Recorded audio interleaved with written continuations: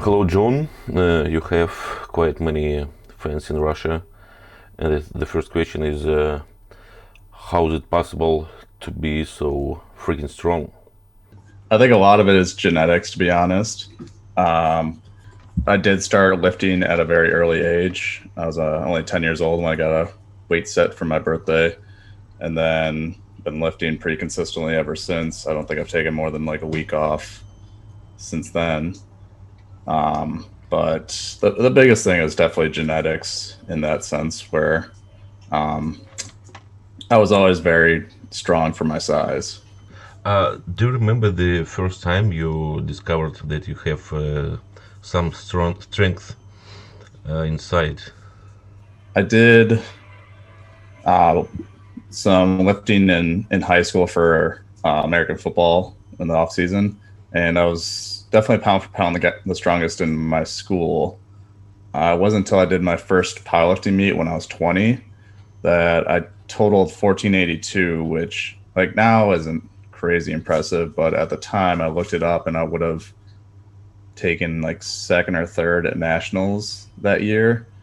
That was back in 2013, and that's when I was like, oh, I'm pretty good at this, and quickly my total went up after that. So So you made quite a huge progress over the last 2 years. So hmm what the main reason of that? Just because of moving to the heavier weight class, or maybe there are a few reasons? yeah, there's definitely a few. The moving up to the weight class was definitely the biggest. It There was a little bit of a lag in the strength moving up, but now that I've actually filled out the 198 class, I feel like I'm much more competitive in it. I've also moved to California where I've trained with Andy Wong and a few other big name guys who really kind of help push you in your own training versus training alone, like I was doing back in Wisconsin. And then also been using a lot like more supplements. I don't know if you guys are allowed Supplements to say. in general, you mean? Yeah, like and the untested side. So um, started. I used to just take basic test cycle. Now added in a little bit of like Anadrol and Anavar, and that has Hmm. seemed to really help with strength. I remember that you, in one of your interviews on the internet, you said that you moved to the dark side. Yep. And is it not a problem in the US to take to talk some stuff about pets on the internet? Is it okay? No, I've never heard of anyone getting in trouble for just talking about it on the internet. I know, like Pete Rubish has all of his videos on how he took trend and stuff like that, and he's never gotten in trouble for it or anything like that. I mean, it's not legal here, but the cops aren't gonna go knock on your door for it. But as for the IPF, when you used to compete in this federation, so you were clean. Yep. Yes, I was clean when I was in the IPF, and then I actually did a little over a year in the untested side while still being natural. You became a world champion in 2016. Yep. So why did you quit this federation?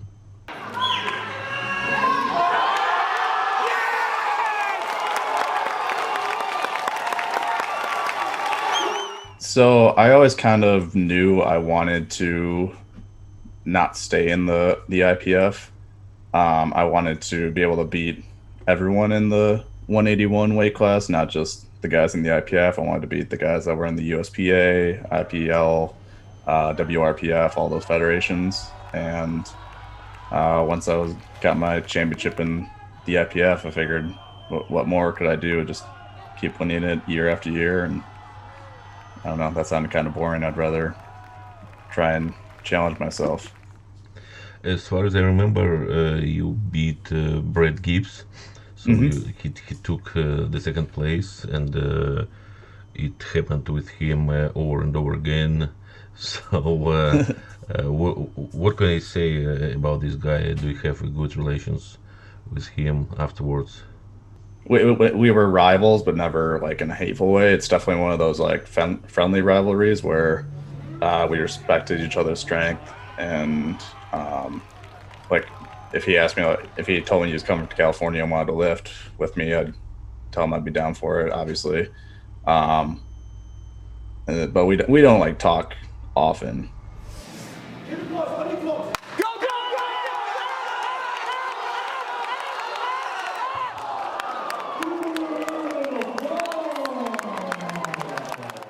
One question about federations. So in Russia here we have quite tough relationships between so-called true federation, the one and only IPF, and the Hmm. wrong federations, alternative. Yep. Uh, how's it in the US? I mean, there's definitely certain people on both sides that dislike, like there's certain like USAPL lifters who don't like the untested side, and there's definitely guys on the untested side who make fun of like the USAPL lifters. But um, overall, I'd say everyone kind of gets along pretty well, especially if like you train in the same gym. Like a lot of gyms are going to have both USAPL and untested lifters. It's kind of individual. It's not like a group mindset of if you dislike one or the other. I remember I recorded the interview with Ian Bell. Do you know this Hmm. guy? Yep. It was in 2014 in the US, Denver. So he said that it's okay in terms of alternative federation, unless these guys tell about they are world champions, they are record holder, etc., etc. Because it's a little bit easier to get to be a champion in alternative federation. And Mhm. do you know what I mean? Yeah, yeah, I agree. Like, I think if, like, saying you're a national champion or world champion and you're a USPA lifter, it doesn't carry the same weight as saying you're an IPF world champion. At the same time, I think that an IPF world record holder kind of talks about themselves as being like an all-time world record holder. Well, there may be an untested guy with a higher total, and that's where the untested people get kind of mad when a USAPL lifter says they have the world record when there's someone that's totaling more than them. And as for crazy progress, not only you but dozens of American lifters show crazy progress and crazy results. What is Hmm. going on there on the other side of the ocean? So we're quite shocked in Russia. Yeah, I think it's just we're getting a lot of like powerlifting is just growing so much as a sport over here. We're getting much better talent. Like a lot of guys who maybe like a lot of like football talent, guys that are like really good in the weight room, maybe not fast enough or skilled enough to play in like college or professional, realize they can still compete in something, and I think that's really grown the sport and just made the overall talent pool significantly higher. But still, there is no money in the sport in the US, right? Or, There is or, or some probably there is some sources appear. not in the USAPL as much. I mean, they just had USAPL nationals this past weekend, and the overall winner got $2,500, which is like not bad, but compared to like the untested side, you have meets like the current U.S. Open that Yuri did. That was a $25,000 paycheck for first place, and then the showdown meet, which I think is like 12 to $15,000 for first place. So there's definitely money for winning, and then I think sponsorships are starting to kind of get a little bit better. At least I've noticed personally. I'm getting better payments from sponsors. I think it's kind of weeding out a lot of the um, smaller companies that can't pay athletes as well. Can you list your companies that help to you? I saw it's A7 and Yep. RP. Can you tell Yep. a little bit more about it? Yep. So I've got A7. They were my first sponsor that paid me. They have the grip shirts. They're super nice for bench and squat.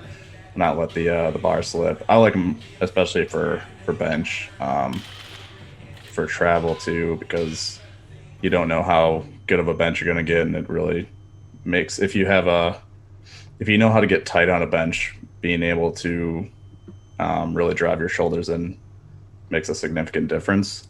And then RP Strength, worked with them for nutrition. I got Iron Rebel. They do my like knee sleeves or straps, all my gear. And then I just started with Jack Factory for supplements. Then Zoe Smelling Salts and Eat Right Foods for my meal. And probably you earned some money from training, like online, Yep. offline. Yeah. Yep. Yeah. I have like about 20 clients that I coach right now. It's not something I push too much. I don't want to do too much more than 20 clients because I do. Well, actually, right now I don't have a job, but I start a new one in July. So I do work a full time job outside of coaching. Do you help them with just training, just with the numbers, with the training method, or with the dark side as well? I I don't offer coaching on supplements, just because I feel like it's something that gets a little riskier as far as messing with people's biology, really, and I don't feel comfortable. I don't feel like I'm knowledgeable enough on the subject to be giving advice out. But you said you have some kind of degree in chemistry. Is it? Yeah, I studied chemistry, but it's not really biochemistry. Big difference. Left my old job at the end of May, and I took all June off, and then I start a new job July 6th, and I'll be doing territory manager for like an industrial laundry plants. I'll be a chemical engineer. What about the places you're living in? Is it one place or you're moving back and forth? So I was for my old job traveling quite a bit, but for this new one, I will be staying for the most part in Southern California area. I won't have to. I'll get to sleep in my own bed most nights. Did you have or do you have any serious injuries which don't allow you to train at 100%? I have had a few issues with I had IT band issues a few years ago. I kept tweaking it whenever I got above like 275 kilograms. So like, I would basically take like 3 or 4 weeks off training squat. It would get better, and then I'd start pushing it again, and right away it would re-aggravate. Since then, I've had to actually basically took like a full like 3 months to rebuild it, and that finally got it back to better. Outside of that, I've had a few like little injuries, but nothing that I haven't been able to work around. American lifters are very serious about recovering, and maybe new stuff appeared in the US. What can you say about it? We're pretty good about like doing basic recovery work, but I don't know of anything like revolutionary that we know of that the rest of the world doesn't. I saw Stephanie Cohen. She does quite many stuff like ice bath, like Hmm. I don't know how it's called, like hot pants, something like Oh that. yeah, yep. So it looks like not everyone does like she does. No, yeah, she makes a lot more money than most people, so she can afford to do all these things. Like I'll get deep tissue work done every once in a while, but outside of that, just some like just doing a good warm up, and that usually works well enough for me. And um, just monitoring my training volume and frequency and intensity seems to be all it takes to kind of stay healthy. Do you plan to move up again to 100 probably? Probably eventually. I don't know when that will be. I still have goals in the uh, 90 kilo weight class, but once I'm done with that, then yeah, I'll probably move up. I'd like to definitely face Yuri like head to head at one point. He's one of those lifters I look up to and really want to go face to face on an even platform.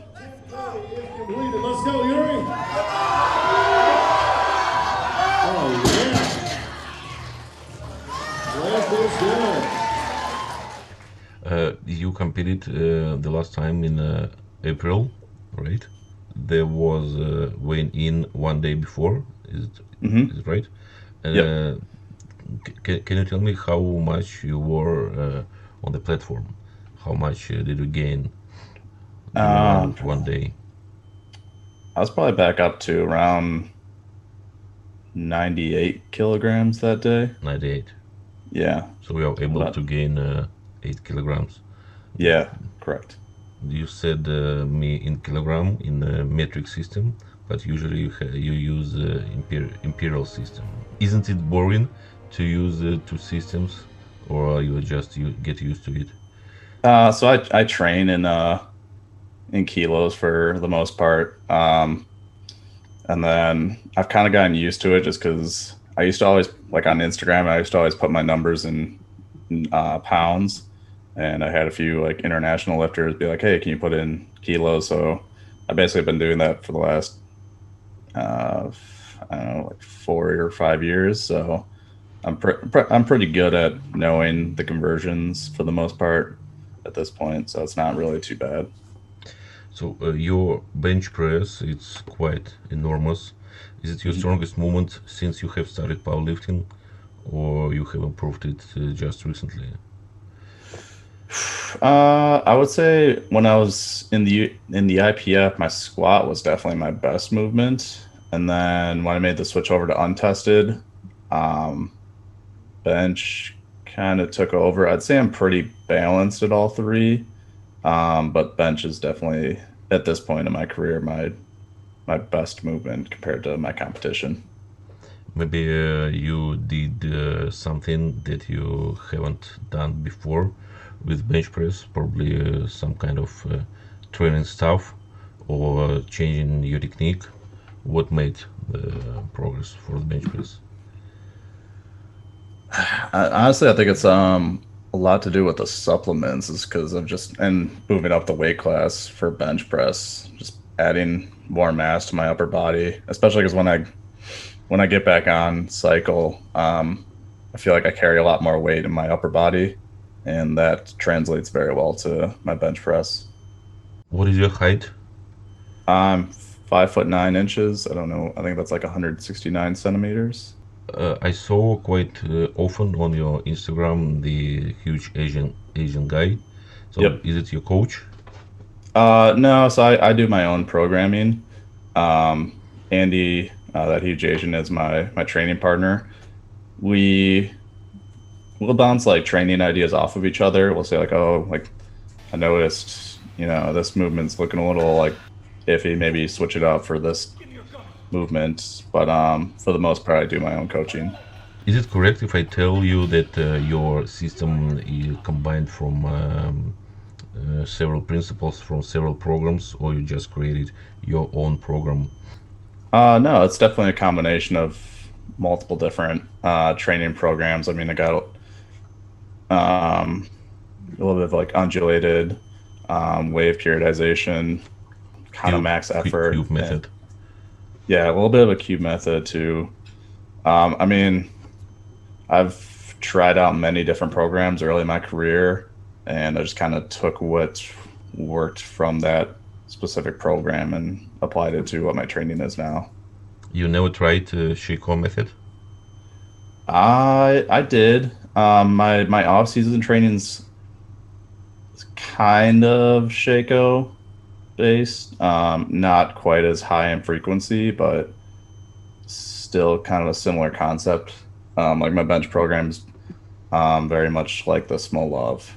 And as for Shiko, so his methods are quite popular in the US, or not really?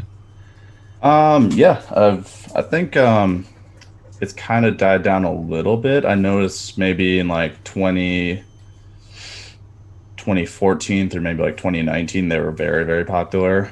Um, but I think a lot of other programs have kind of come along that incorporate something similar, but to a little bit different degree, that have kind of gotten popular in the last couple of years. But yeah, I've definitely given Shaco a try. Some people said that his figure from the paper or from wood is standing near your bench all the time. Do you know what I mean? So who is But this? Who is that old gray guy at your bench oh, press? oh, that's a cardboard cutout of Danny DeVito that we joke looks like Boris Shako. From the first glance on your Instagram, it seems like you are not a serious guy, online and offline. So you like jokes, like quite many stories just about memes. Yes, correct. I feel like I wouldn't want to just do straight lifting. Um, I feel like when I look at other people's pages they only post their lifting stuff, it kind of gets a little bit boring. But so I like to kind of keep a little bit relevant through the humor because training's not always going to be perfect. Like right now in the off season, my numbers aren't insane compared to when I'm peaking, so it's a little bit nice way to make a post or something to Do you have um, sometime this kind of problem when people just don't understand your humor, your jokes? yeah. Because it happens with me quite often. Yeah, there's some people that just like they just don't get it, and you just have to roll your eyes and move on. Can't even handle it. Ah, no. Finish! Ah! So the question about training methods looks like American lifters used to train not smart enough in the past, and lots of intensity, lots of bodybuilding stuff, lack of deload period, etc. And as far as I can see from the Instagram, the methodology has been changed a lot. Do you agree with that? Yeah, I mean, definitely from like for sure from like the like 80s, 90s training style to like today, it's significantly different.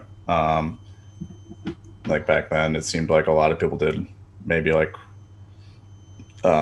bench, squat, and deadlift like once a week with maybe like an accessory day. Now it seems like it's much more common to do higher frequency training, kind of like Shaco, where you're benching 4 times a week, and I think that has lent to a big explosion in um, American lifters numbers. When you train, you create your microcycles, and probably your microcycle is a week. Is it right? Yeah. Can you describe your week in with the name of exercises, like you Uh, split what you do, and yeah. first off, how many times a week you train?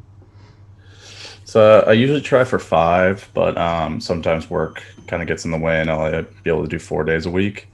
I usually so for my program that I actually just wrote because I start peaking for my next meet in September next weekend. I start my week on Saturday, and that's going to be a heavy single on squat and bench with some drop down rep work, and then take Sunday off. Monday is heavy deadlift.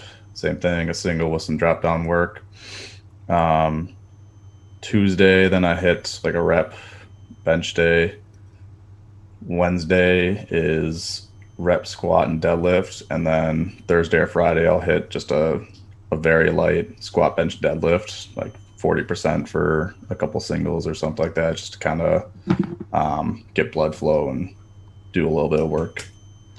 I could probably do it in about 90 minutes, but when I go there, I'm usually with friends, so we just kind of train at a leisurely pace, and I'll be there for like 2.5 hours.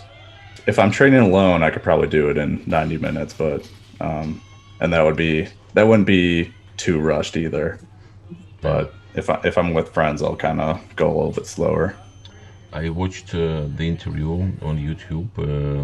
One guy recorded it in 2016, so Hmm. after the Worlds, and he said that uh, coach or somebody else changed your training program uh, to higher frequency, and Hmm. higher volume, and you improved a lot from it.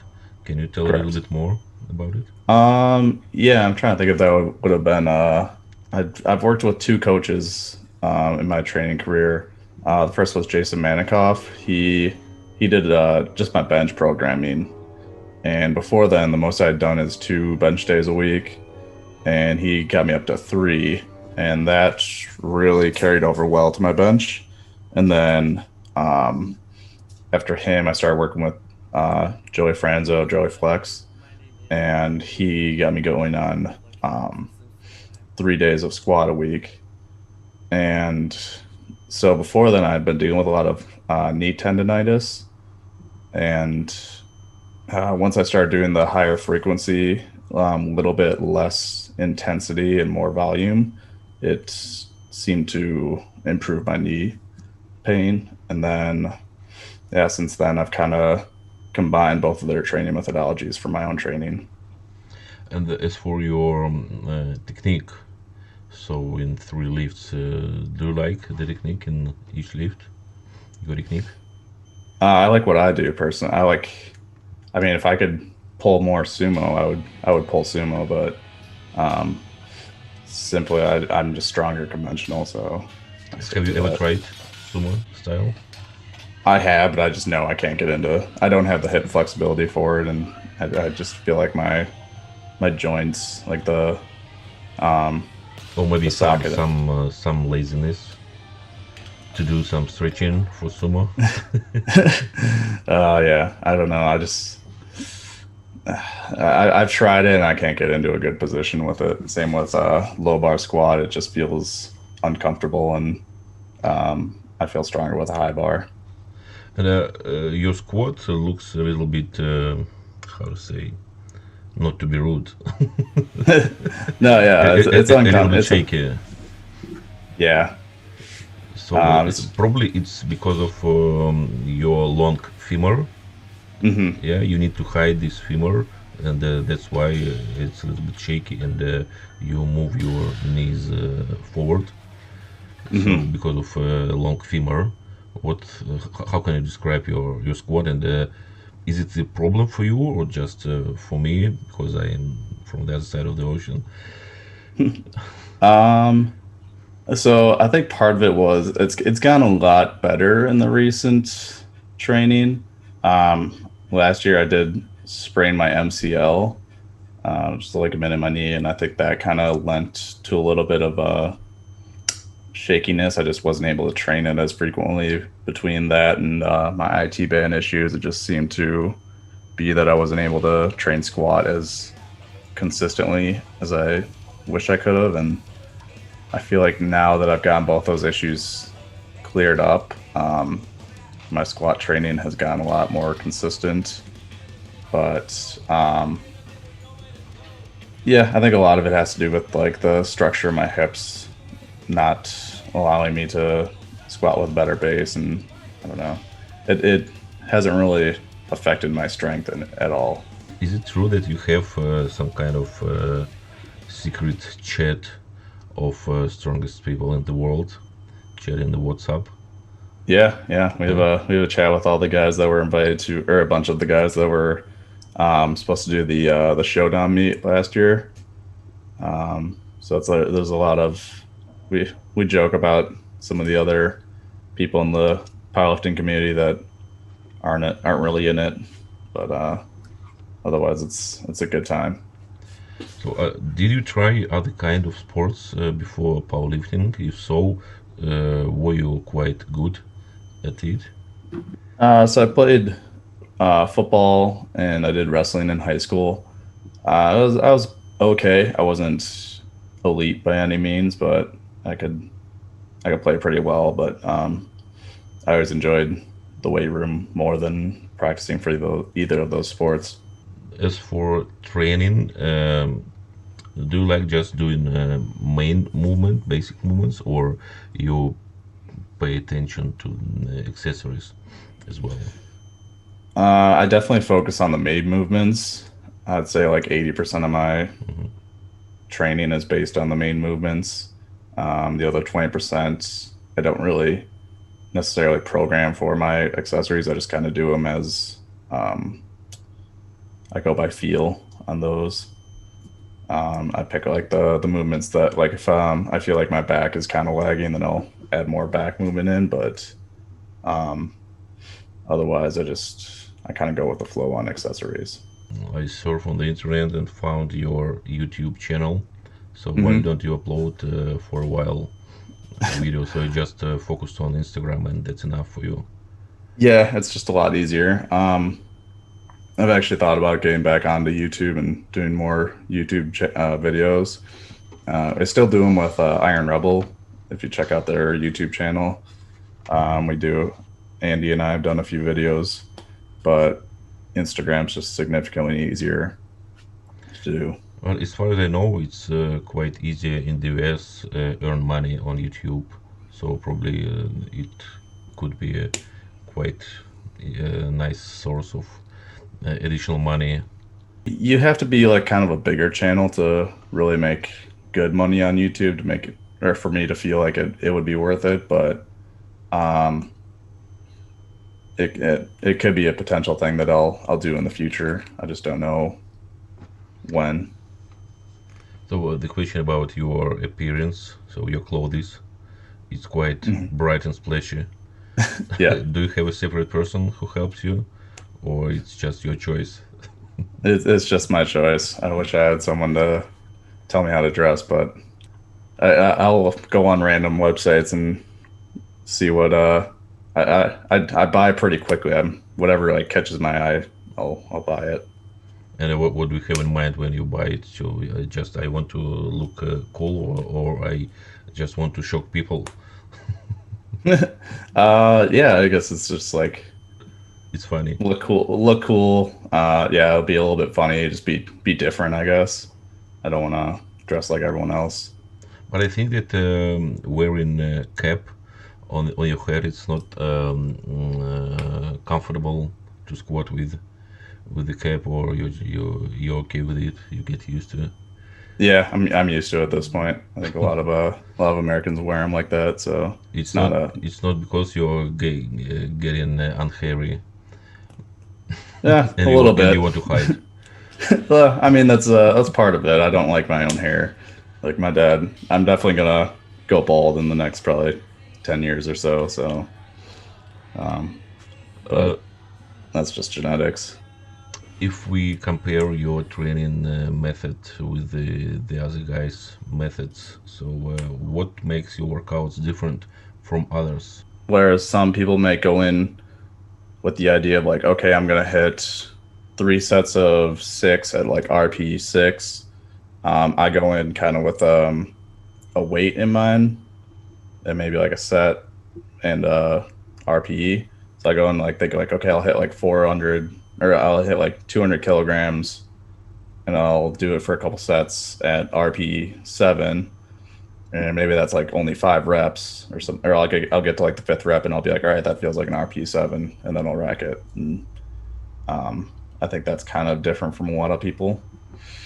Whereas they're kind of like they're working up and trying to find out where that RP seven is, and I go in with the weight. What kind of advice you are boring of you accept on Instagram? Uh, What people usually advise you? definitely I should switch to low bar for squats has gotten a little old You will because be I mean stronger, guy. Yeah, they say.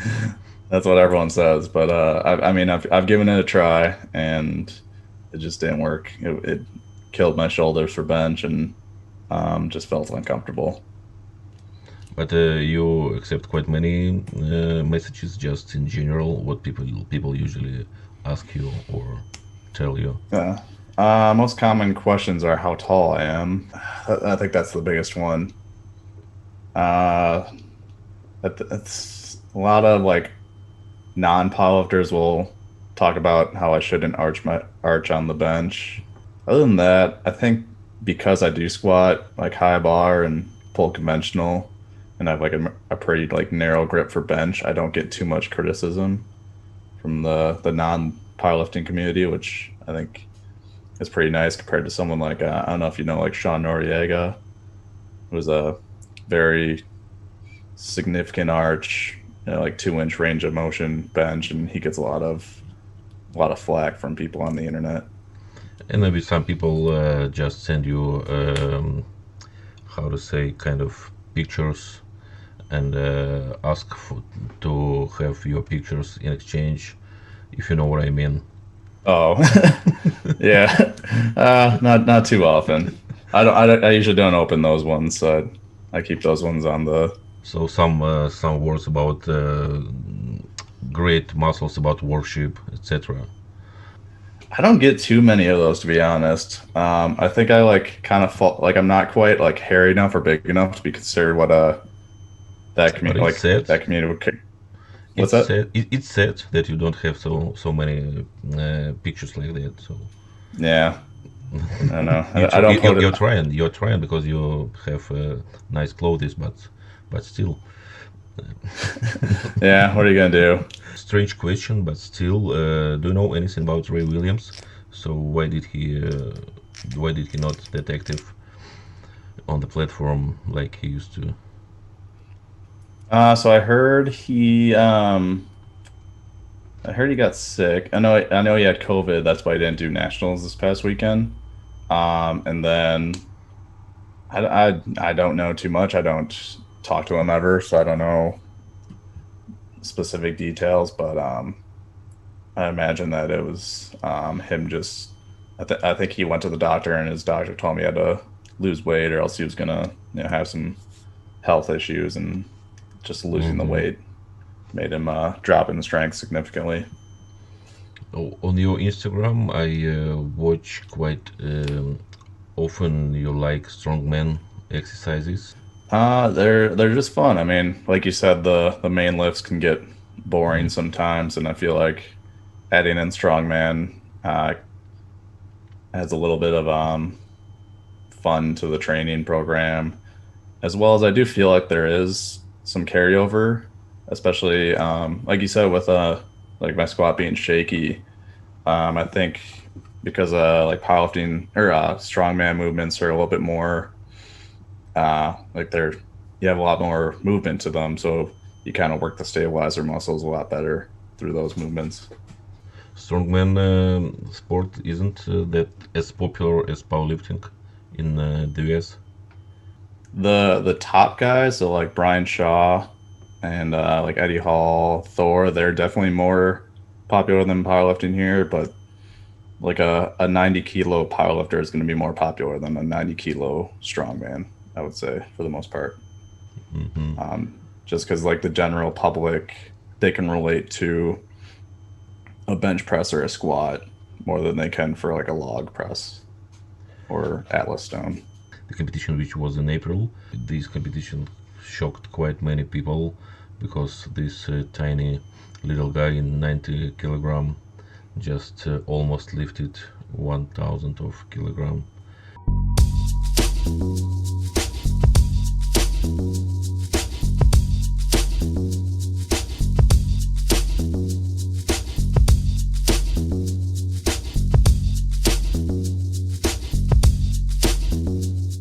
And the meet went pretty well overall. I was pretty bummed I missed out on the 1,000 kilo with missing my second and third deadlift. Tried bumping up to 400 kilograms, and unfortunately, just was not strong enough for it that day. But yeah, I was very happy with how squat and bench went, and I'm pretty confident I'll hit it at my next meet in September. Yeah, so like I said, I like had issues with my IT band, my MCL the last few years, so it just kind of made training for squat difficult, and especially in the bottom of the movement, I had quite a bit of pain, so I wasn't able to really squat all the way to depth. And in the past like 6 months, I feel like all those issues have kind of cleared up. I've been able to train consistently and really work on depth, and I feel like that's kind of made my squat a lot more reliable for meet day. And as for your second and third attempt in the deadlift, 400 kilogram, so Hmm. it was quite close. So what should you do to lift 400s on the platform? Um,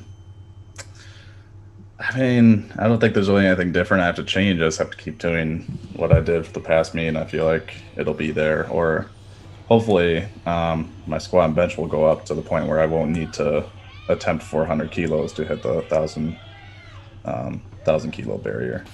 So this is your main goal so far. Yeah, the 1,000 kilos is definitely my number one goal for my next meet. And no doubt you achieved this goal, but probably you want to achieve another goal afterwards. Do you have in mind something? Nah, I don't know what I want to do after the 1,000 kilos. I don't know if I want to go for like 1050 or move up to 220. I'm gonna kind of see how I feel after this next meet. I watched one video and someone compared you and Eddie Cohen, who is the greatest lifter. What do you think about this? I mean, I'm definitely. I think Eddie Cohen's a lot better than me, but I hope that. I mean, like I feel like I haven't finished my lifting career, so I think I still have potential to get to the level that Ed Cohen's at. Um, but at this time, I mean, his accolades are dwarf mine. But it's an honor to be considered in that kind of category as him. Did you have any attempt from the head coach of this team just to get you back in the IPF team, or they just Uh, don't want it? not, not they. So when I initially left, there was they were trying to talk me out of leaving the IPF, but once I made the switch over, because of the rule that you can't do a meet outside the IPF or you get banned for a year, um, it kind of became unrealistic for me to go back without like just taking a year off powerlifting, which I didn't want to do. So, and then I've had like other people, a lot of people be like, "Oh, you should go back," but I feel like once I joined the dark side, I feel like you shouldn't compete in the tested side. So it was a route with a one-way ticket. Correct. Never get back. Do you know any Russian lifters or, like you said, lifters from Eastern Bloc? Yeah, so I know I'm spacing on their names right now. The guy that Dmitry Nasonov? Nusanov, yeah. Mhm. The deadlifter. I mean, his total's crazy too. I know, and then Alexei, the squatter. I can't think of his name. Squatter? Alex He had a really good squat. I think he's kind of fallen off a little. Sarokin? Let me check real 80, quick. 83. Yeah, an 83. It looks like Sorokin. Sorokin, he squatted 375 in equip. Yep, that would be him. In equip. It's Yep, no. because he was in your bodyweight class. Yep. Yeah. So you are following the guys with your bodyweight, right? It's more Oh interesting.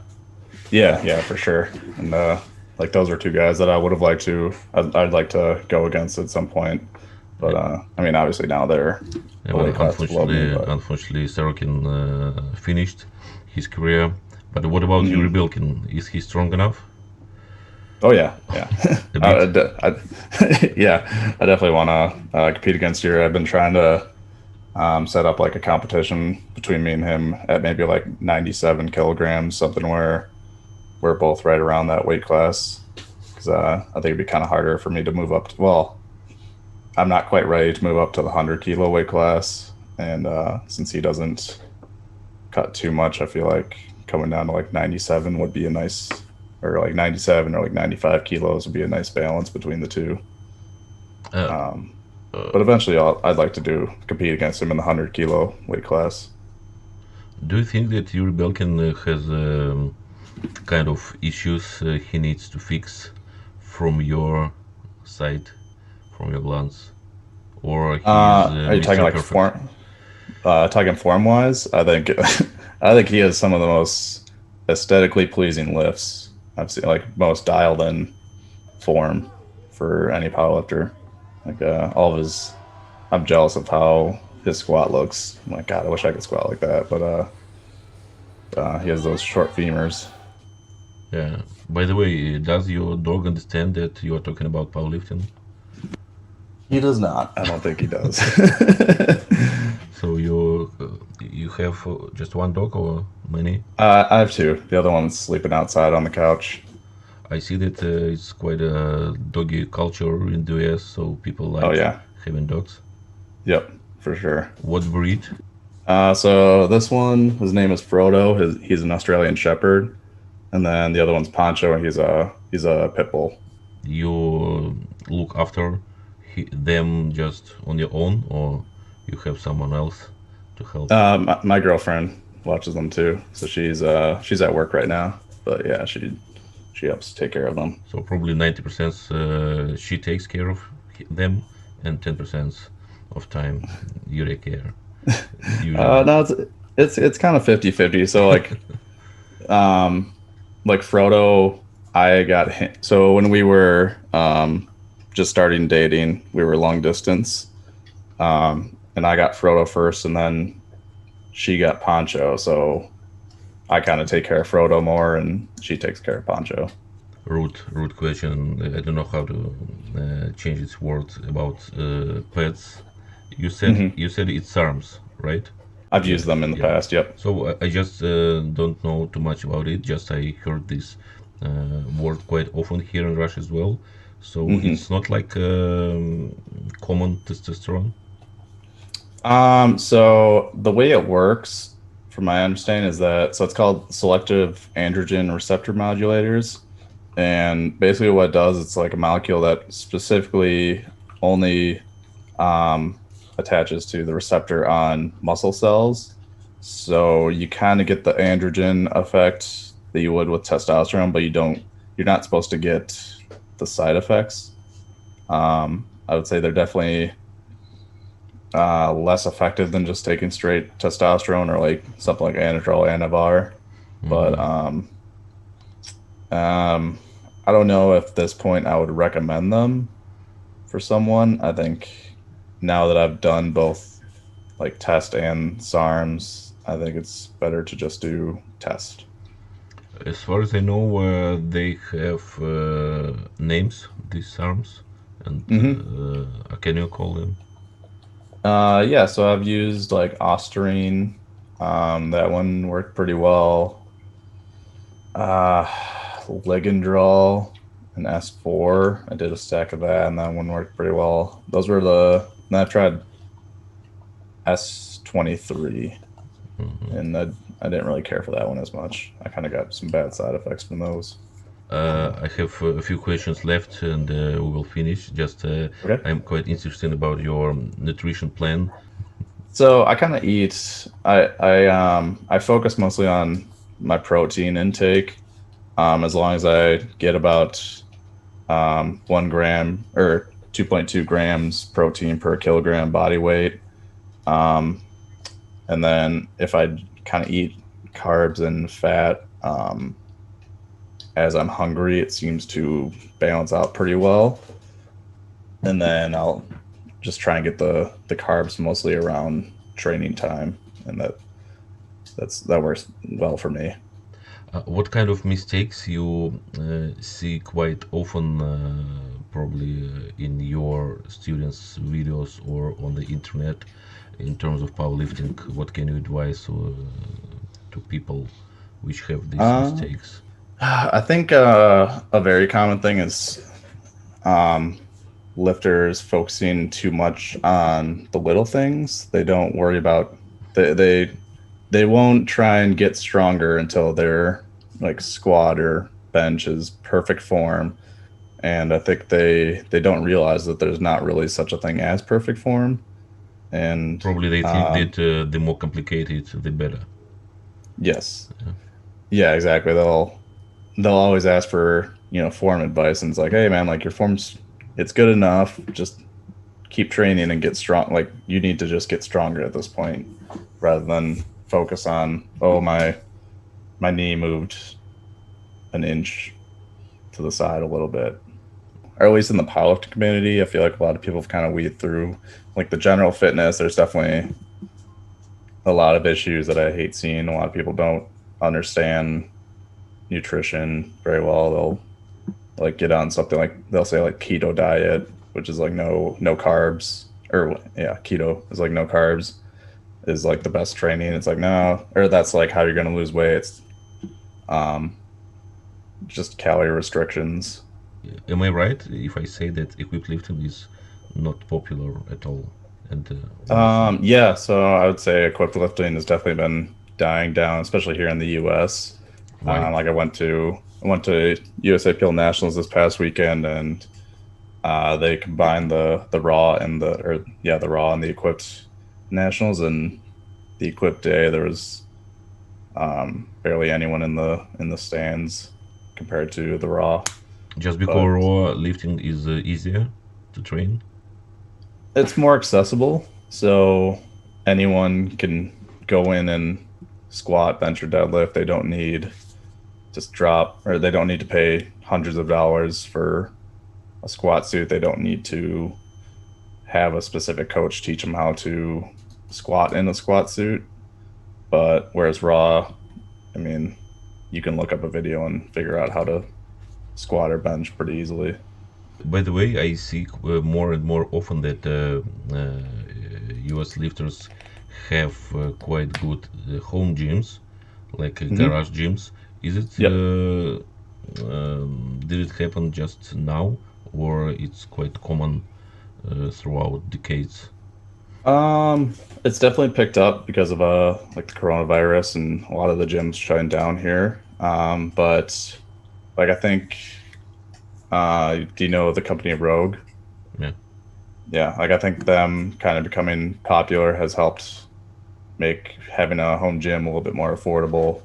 So that's Did it affect to US powerlifting in general in terms of results? I mean, home gyms. I don't know if it's affected the results really. So like I used to have I have a home gym, but I also go to a gym on heavier days, train with my training partners. But some people train better with in their gym. Some people train better in the actual gym. So I think that will be now for quite interesting interview. So thank you very much for your answers. I think your Russian fans will be quite satisfied, and people who lived a lot in Russia, they should be motivated after this interview to live more, because we have quite many demotivative videos from the US, and that people just don't know what to do, how to live, how to how to train, because it's quite a big gap. So thank you very much for your time. So Yeah, appreciate it. I think people will like it.